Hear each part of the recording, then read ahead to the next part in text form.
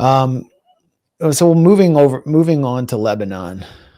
I feel like Amy Goodman. We move to Lebanon now. And another member of Biden's team, or I guess is I don't know if he's a member of Blinken's team or Biden's team, but he's certainly a member of the faction within the Biden-Harris administration that sees Israeli escalation as a path to peace.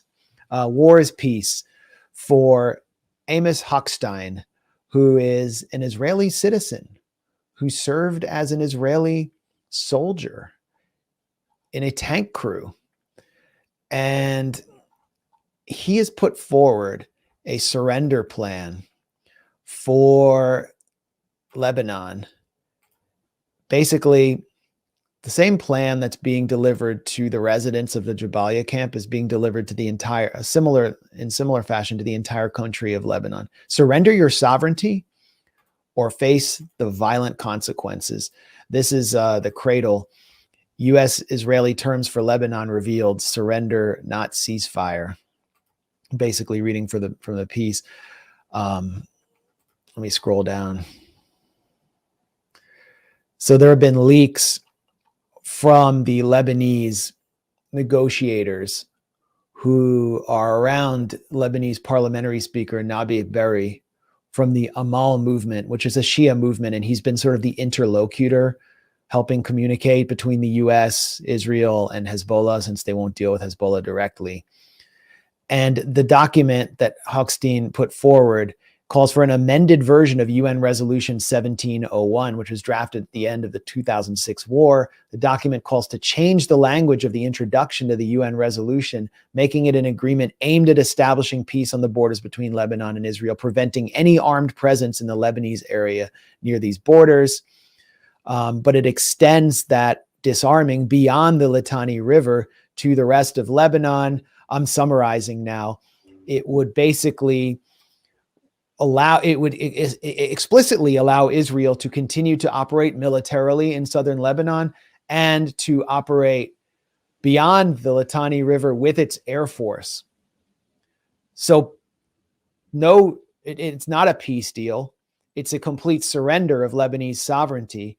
And Hochstein has said that Lebanon needs to stop tying a ceasefire to a ceasefire in Gaza, so that Israel can continue to assault Gaza. So basically, the Biden administration is sending an Israeli guy to Beirut, where Israelis are actually banned, to tell them to subvert an agreement they already made through the UN in order to allow Israel to continue to operate inside their country. I mean, it's so insulting.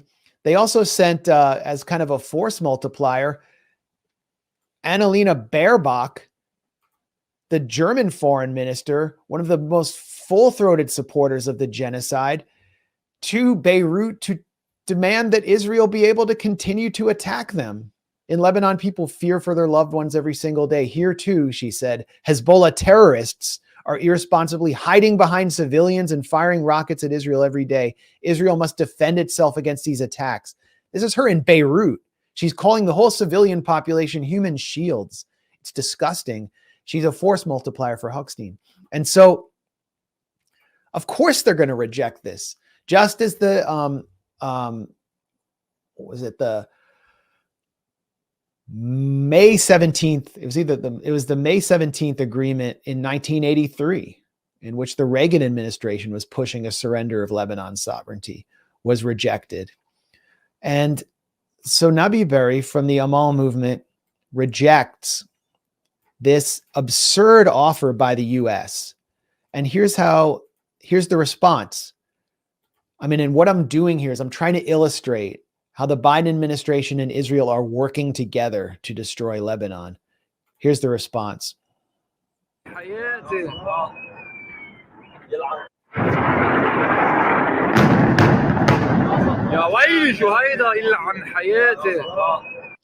So what's going on here?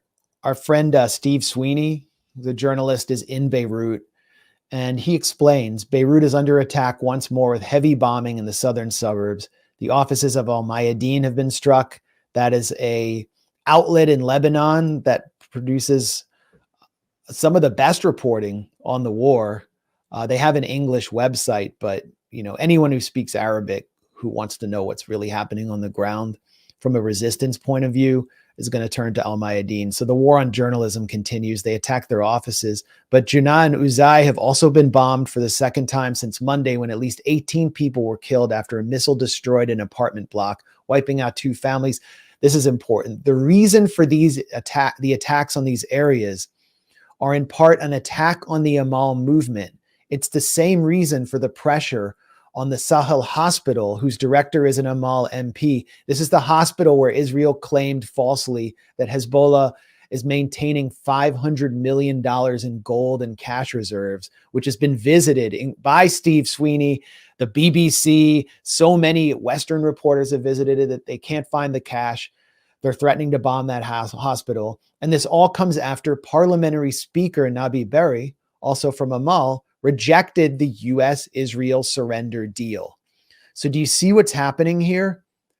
Biden sends its Israeli negotiator to tell them to surrender. They refuse. And so the party and the constituency of those who surrender comes under attack, violent attack, by the mafia enforcer in the Israeli army. And that's how the U.S. is seeking to negotiate. And what does Lebanon? What other choice does Lebanon have but to fight back with the only force that's defending its sovereignty, because the Lebanese army is officially banned from resisting Israel? Well, the choice that the U.S. and Israel hope Lebanon makes is that they'll surrender and that they'll give up their Hezbollah's campaign to intervene on behalf of Gaza. That's why they killed Nasrallah, because Nasrallah insisted on linking the 2 fronts, the Lebanon front and the Gaza front. And according to an Israeli official who told NBC News, that's why they killed him, because he wouldn't drop that demand. He would agree to a 21-day ceasefire, but not to a permanent one unless Israel agreed to a ceasefire in Gaza as well. And, you mentioned 1983. There's a lesson there also for Lebanese and Palestinians about what happens when you do make an agreement with the U.S. and Israel. Because correct me if I have this wrong, but there was an agreement that got the PLO to evacuate from Lebanon, which was Israel's purported goal. And in return for that, there was, pledges made about respecting the safety of Palestinians still staying in Lebanon. And what happened? Sabra and Shatila, the massacre enabled by Israel, in which Israeli-backed forces just massacred civilians in a refugee camp. So that's a lesson of history that Palestinians and Lebanese remember very well about what happens when you accept Israeli surrender terms. Is they don't even abide by them anyway. They massacre people, and certainly I think that's on people's minds as they navigate this current moment and listen to the latest Israeli dictates, which happen to be parroted by the U.S. because all those things that Amos Hochstein, as you said, is demanding of Lebanon. That's what Israel wants. He's just there acting on behalf of Israel under the guise of representing the U.S. government.